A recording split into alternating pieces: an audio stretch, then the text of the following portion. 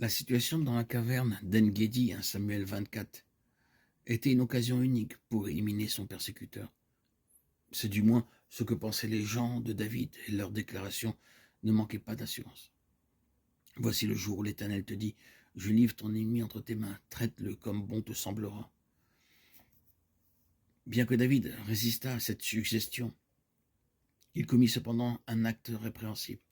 David se leva et coupa doucement le pan du manteau de Saül. 1 Samuel 24, 5. Quel enseignement devons-nous tirer de ce qui nous est ici relaté? Remarquons la force de la déclaration. Voici le jour où l'Éternel te dit. Mais Dieu ne leur avait rien dit. Leur déclaration et leur assurance s'appuyaient uniquement sur les faits qui leur étaient favorables. Combien, si souvent les éléments positifs d'une situation conduisent les croyants à la conclusion que c'est la volonté de Dieu, alors qu'il n'en est rien.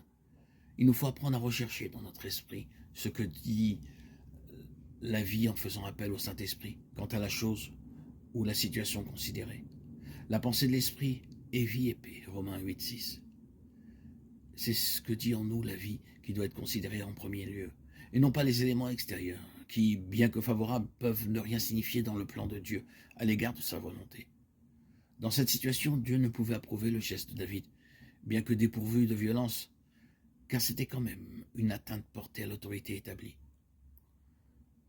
En effet, c'était sur l'ordre de Dieu que Saül avait été oint. Dieu était donc le seul à juger et à reprendre. Dès son geste consommé, David fut repris dans sa conscience. Il en comprit la gravité. Saül n'était-il pas loin de l'Éternel? Bien que le fils d'Isaïe ait été oint comme roi sur l'ordre de Dieu, il n'était nullement dans le plan divin que son accès au trône se réalise par une autre voie que celle prévue par Dieu lui-même, alors que Saül avait déjà été rejeté, 1 Samuel 15, 26. Dieu n'aurait pu établir David s'il s'était rebellé contre l'autorité qu'il avait établie. Ainsi, bien que pourchassé par le roi David le respecta. Si nous sommes soumis à l'autorité souveraine de Dieu, nous ne porterons pas atteinte à ceux qui ont été établis, quand bien même ils chercheraient à nous nuire. Il appartient à Dieu seul de régler cette question. Dieu put faire de David une réelle autorité, parce qu'il demeura entièrement soumis à son autorité. Bien que David eût fait la triste expérience de l'ingratitude des habitants de Keïla, il refit cette expérience une seconde fois par Nabal, et en cette circonstance, il commit l'erreur de permettre à ses sentiments indignes de se soulever, se laissant emporter par la colère et sur le point de commettre l'irréparable. Il était charnel à ce moment bien précis. Il a laissé son cœur l'entraîner.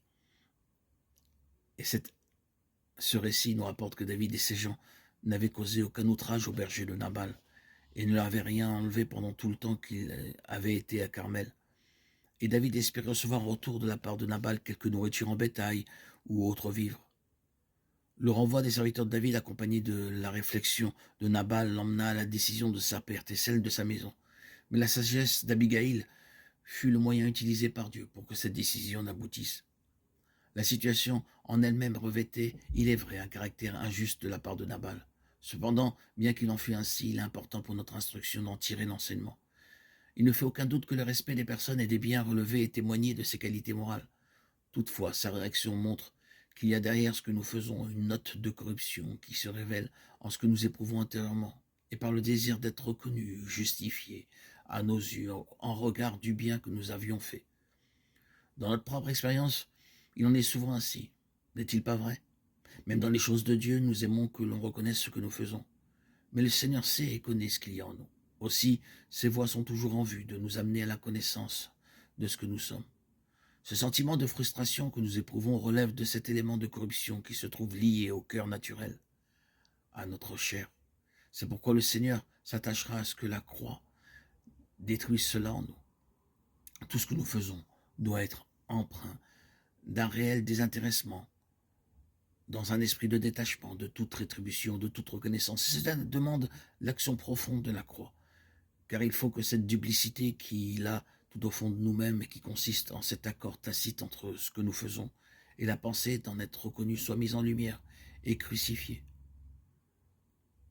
Paul dit dans sa lettre aux Colossiens, Tout ce que vous faites, faites-le de bon cœur, comme pour le Seigneur et non pour les hommes. Colossiens 3, 24. Ainsi, par nos réactions, Dieu montre pourquoi nous réagissons de la sorte. Et ce sentiment de frustration que nous éprouvons de ne pas avoir été reconnus dans ce que nous avions fait est la preuve de quelque intérêt pour soi-même. Ceci amène une modification de nos pensées et nos sentiments à l'égard de nos semblables, et cela Dieu ne saurait l'approuver. La règle établie est que nous n'avons pas à faire justice nous-mêmes. Nous avons à laisser le soin au Seigneur d'agir comme il le sait en regard de l'injustice dont nous avons été l'objet.